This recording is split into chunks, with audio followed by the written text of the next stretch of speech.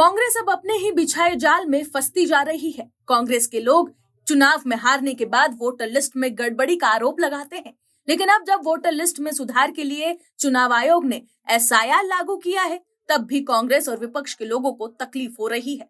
लेकिन अब विपक्ष की पोल खुलती जा रही है। एक बार फिर बिहार में करारी हार के बाद विपक्ष के लोग चुनाव आयोग पर सवाल उठा रहे हैं, लेकिन अब जो बात बाहर आई है उससे विपक्ष और खास करके कांग्रेस के दावों की पोल खुलती हुई नजर आ रही है। चुनाव आयोग भी एक्शन में है। क्या है पूरी खबर, बताते हैं आपको इस रिपोर्ट में।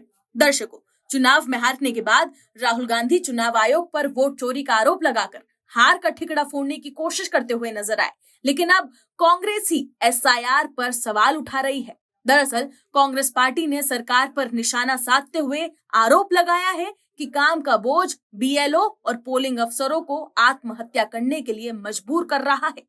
कांग्रेस ने दावा किया कि एसआईआर को जल्दबाजी में लागू किया गया और ये नोटबंदी और लॉकडाउन के फैसलों की याद दिलाता है। कांग्रेस अध्यक्ष मल्लिकार्जुन खड़गे ने कहा कि बीजेपी की वोट चोरी अब जानलेवा हो गई है।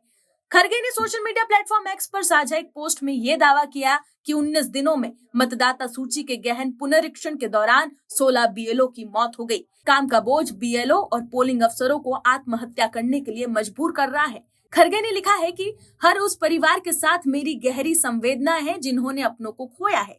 जमीनी हकीकत के हिसाब से ये संख्या बताई गई है, संख्या इससे भी कहीं ज्यादा है, जो बहुत चिंता की बात है।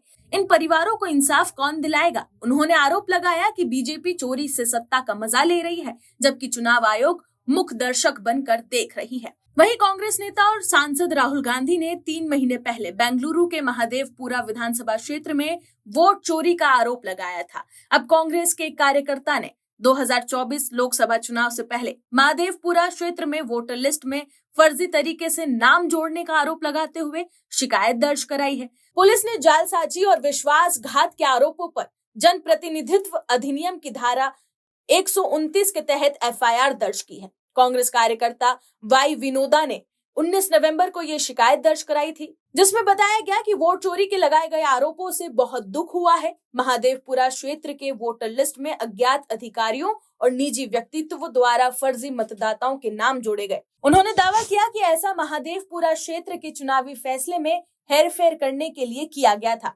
वहीं शिकायत पत्र में बताया गया कि सार्वजनिक रूप से उपलब्ध जानकारी के अनुसार लोकसभा चुनाव 2024 से पहले महादेवपुरा क्षेत्र में बड़ी संख्या में फर्जी वोटरों के नाम जोड़े गए थे। बड़ी संख्या में फर्जी मतदाताओं का नाम जुड़ना राजनीतिक दल और अधिकारियों की बिना साठगांठ के संभव नहीं है। इसकी निष्पक्ष जांच की जाए। महादेवपुरा वही विधानसभा क्षेत्र है जहां राहुल गांधी ने 1 लाख फर्जी मतदाताओं के नाम जोड़ने का दावा किया था। बता दें कि कांग्रेस कार्यकर्ता वाई विनोदा ने जब वोट चोरी की शिकायत दर्ज कराई तो उसके एक दिन बाद ही उसे महादेवपुरा विधानसभा क्षेत्र के मराठा हल्ली का कांग्रेस ब्लॉक अध्यक्ष बना दिया गया। ये एफआईआर दर्ज रहेगी या नहीं, ये साफ नहीं हो पाया है, क्योंकि वोटर लिस्ट के संबंध में केवल चुनाव आयोग के अधिकारी ही शिकायत दर्ज करा सकते हैं। वहीं बिहार में चुनाव हारने के बाद कांग्रेस पार्टी 14 दिसंबर को दिल्ली में वोट चोरी गद्दी छोड़ रैली करेगी। तो इस पर जेडीयू नेता नीरज कुमार ने कहा कि दिल्ली के रामलीला मैदान में एसआईआर को लेकर कांग्रेस पार्टी की रैली से किसी को कोई ऐतराज नहीं है। राहुल गांधी को रामलीला मैदान की रैली में ये कबूल करना चाहिए कि एसआईआर का मुद्दा हमने उठाया, जनता ने उसे नकारा, इसलिए अपने नकारापन को रैली के जरिए बताएं और तब मुद्दे को उठाएं। जदयू के नेता नीरज कुमार ने यह भी कहा कि तेजस्वी यादव लज्जा के कारण घर के अंदर कैद हो गए हैं। राहुल गांधी को उन्हें अकेलेपन से बाहर निकालना चाहिए। Bureau report, OMH news. आप दर्शकों से विनम्र निवेदन है कि चैनल को सब्सक्राइब जरूर करें